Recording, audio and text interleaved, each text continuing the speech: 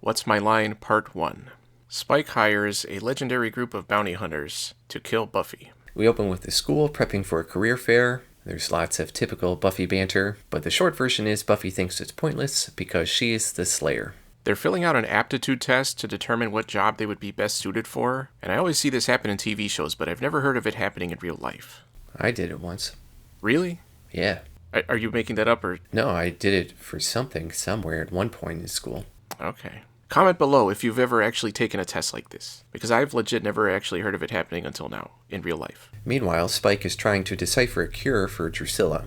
And he's using the book that they stole from Giles a couple of episodes ago. I wondered why all these vampires are always in vamp face, except for Spike and Drusilla. And they figure out they need a decoding key from a mausoleum. Later, Buffy patrols in the cemetery and comes across the vampires there, but one of them gets away. Angel's waiting for her when she gets home and says he had a bad feeling. And Buffy is sad because she doesn't have a normal life. I'm pretty sure we've heard this before. And she reveals that she used to be really into ice skating, and Angel offers to take her to a rink while it is closed. On Tuesday? What kind of rink is closed on Tuesday? Yeah, I thought that was a little weird, but whatever. It's probably an effect of the Hellmouth. Cordelia and Xander look at the results of the aptitude test, which are posted up for everyone to see, no doubt resulting in some embarrassing situations. Cordelia is motivational speaker, Xander is prison guard, Buffy is law enforcement, and Willow is not on the list at all. Which makes her upset. Giles gets annoyed that Buffy didn't further investigate what the vampire stole, which I thought was a good point, but Buffy starts whining again about how she can't go shopping or have a normal life. It turns out Spike and Drusilla stole a cross that will decode the book. And at one point, Spike refers to Buffy as a bitch, which I found surprisingly strong. We'll never complete your cure with that bitch breathing down our necks. And Spike decides to deal with the Slayer once and for all. Again, I guess. I need to bring in the big guns. Apparently he hadn't thought of that before. And apparently it doesn't sound too difficult for him. He says he's going to call in 3 bounty hunters. From the Order of Taraka. The other vampire here is apparently fearful of that idea, and I immediately thought back to the 3 in Season 1, and how the Master pulled them out of nowhere, only for them not to do anything. At the career fair, Armin Shimmerman breaks character when talking to Nicholas Brendan. Whatever comes out of your mouth is a meaningless waste of breath. But then he realized the cameras were rolling.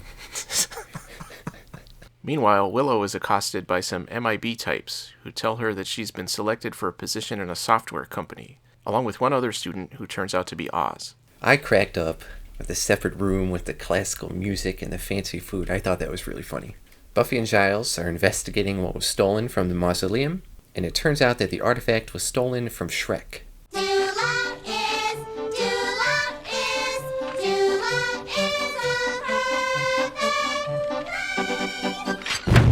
Spike's mercenaries arrived at Sunnydale, all in a very dramatic fashion. A mysterious guy that looks exactly like one of the 3, ominously, steps off a bus. Then a nerdy-looking door-to-door salesman begins going door-to-door, offering free samples of beauty products that are clearly and predictably not very good quality. Then, a plane lands, and Ewan McGregor investigates for an apparent stowaway, only to be easily knocked out by a stylish girl from the 1970s. Okay. Giles wants to research the objects that were stolen. Buffy, however, decides she'd rather try out for a part in a Hallmark movie. And we get a big montage of her skating over Twin Peaks music.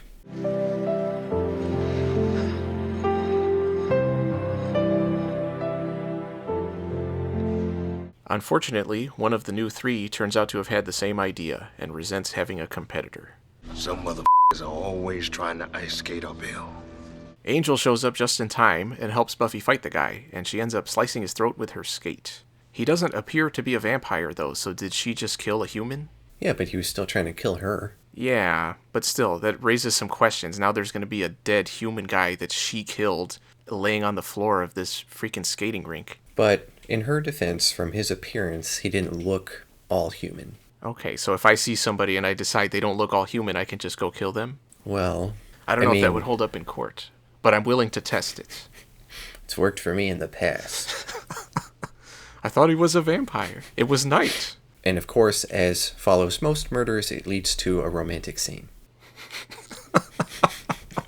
Angel looks at the guy's ring and tells Buffy that she should go home. Because he knows the ring means the guy was a member of the Order of Taraka. And when she tries to look at the cut on his head, he says, You shouldn't have to touch me when I'm like this. and it's supposed to be a touching moment, but I wondered why he couldn't just go back to not looking like a monster. It seemed like they could do that at will. Well, I thought it was because he could only heal in his vampire form. But they never actually said that, so I don't know. That's right, you don't know. And the 70s fashion icon realizes she got to the audition too late. Giles also tells Buffy to hide because the assassins won't stop coming until the job is done. Even though Drusilla said they were just B3, and she already killed one of them fairly easily, I thought. While Giles is talking about them, we see the door-to-door salesman and find out he is apparently made out of bugs. That automatically brought the episode up a letter grade for me. So now she's paranoid about everybody, and Comb Guy cracked me up, especially with that sound effect.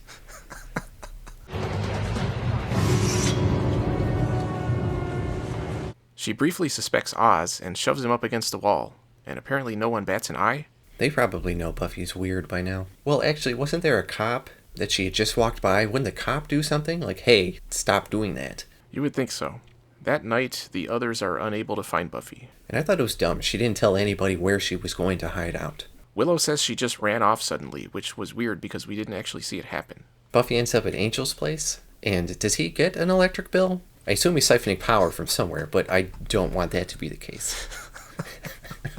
Yeah, we don't know exactly where he is, do we? Some kind of basement. Yeah, because don't they show when, there's some windows at one point, Darla uncovers or something? I can't remember. Back in season 1, I don't remember. Yeah, where's Darla? She died. Ah, damn it. Yeah, so you don't even remember that. Because I want her and Jesse to come back and be like a crime-fighting duo. Where's he been? He died. Ah, damn it! They could be the Master's new flunkies. Where's he been?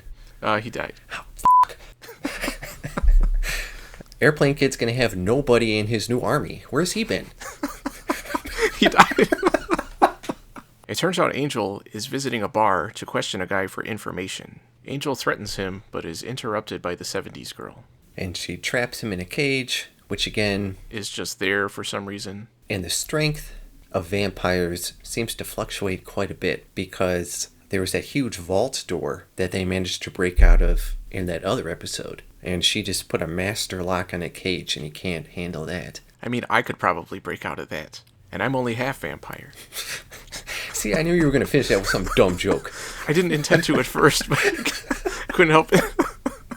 And it's going to be hit by sunlight in a few hours. So is it sunlight hitting them directly? What if there was a tarp or something? Could he just put that over himself and be protected?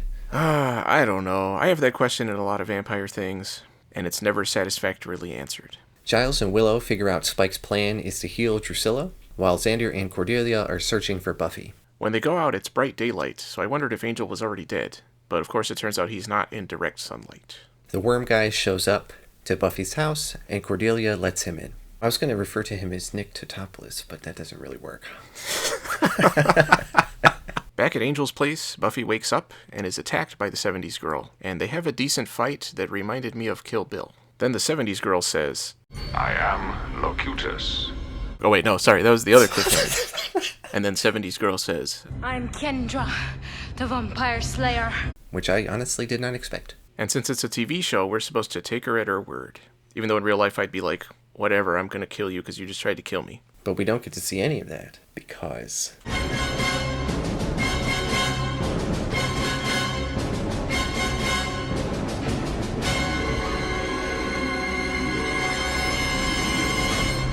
What's My Line? Part 1. Overall, the pacing felt very rushed at the beginning, which seemed weird since this is a 2-part episode, which means they don't need to rush as much, but it eventually balanced out. I'm glad we didn't spend too much time on Buffy's whining about being the Slayer. I'm not sure if we're required to have something like that in every episode, but it's getting old. yes. I thought it was good that we got a connection to the book that was stolen from Giles earlier. It's nice when lines connect across episodes. It makes the show feel more coherent. And I'm guessing we won't, but I would be interested in some more info concerning the Order of Taraka. They're made to be a way bigger threat than any other named groups we've seen so far, but I'm not holding my breath. And we finally got a scene where Willow and Oz are in the same room after all of this build-up over all of these episodes, but it didn't go anywhere, and Willow didn't even bring it up later. It was very frustrating. Oh yeah, I actually forgot about that. Yeah, I was intrigued by the end. The writing kept everything moving forward, and some of the questions generated will hopefully be answered in part 2, but I gave it a B. I gave it a B-. I am glad that the Order of Taraka turned out not to be completely insignificant, but I didn't like how they were just pulled up out of nowhere by the writers.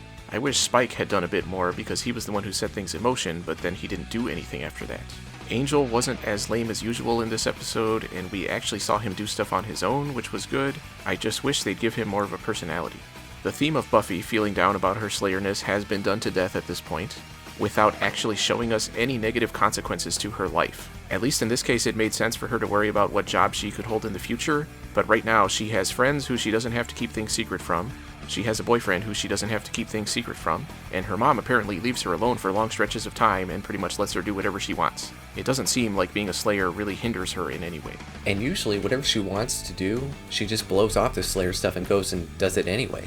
Maybe they should have had her be more worried about what might happen to her mom, given that she's already ended up in the hospital after being bitten by Darla and had to fight off Spike. But I guess it would be too uncharacteristically selfless for Buffy to think that way.